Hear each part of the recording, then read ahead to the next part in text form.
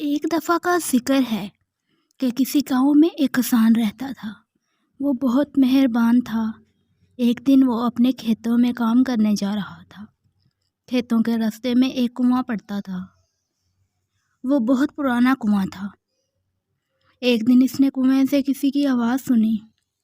کوئی مدد کے لیے پکار رہا تھا۔ یہ آواز کسی عورت کی تھی۔ یہ کنواں ایک جادوگر کے قبضے میں تھا۔ کسان نے سوچا کہ شاید جادوگر عورت کا روپ بدل کر مجھے پھنسانے کی کوشش کر رہا ہے۔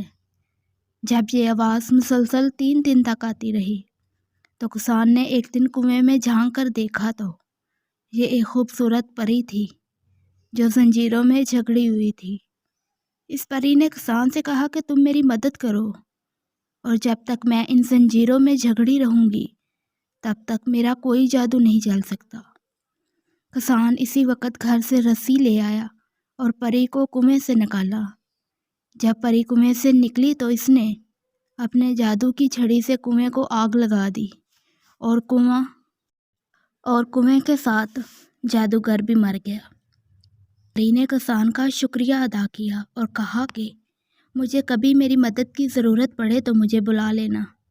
پری نے کسان کو ایک انگوٹھی دی اور کہا کہ جب تم مجھے بلانا چاہو تو یہ انگوٹھی اپنے ہاتھ میں پہن لینا، میں فوراً وہاں آ جاؤں گی۔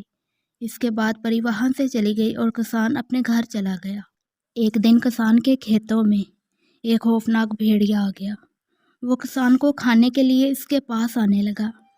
کسان بہت گھبرایا ہوا تھا۔ اچانک اسے پری کی بات یاد آ گئی اور اس نے وہی انگوٹھی نکالی اور اسے اپنے ہاتھ میں پہن لیا۔ پری وہاں آ گئی اور اپنے جادو کی چھڑی سے اس بھیڑیے کو مار دیا۔ اسی طرح کسان کی جان بچ گئی۔ کسان نے پری کا شکریہ ادا کیا۔ پری وہاں سے چلی گئی۔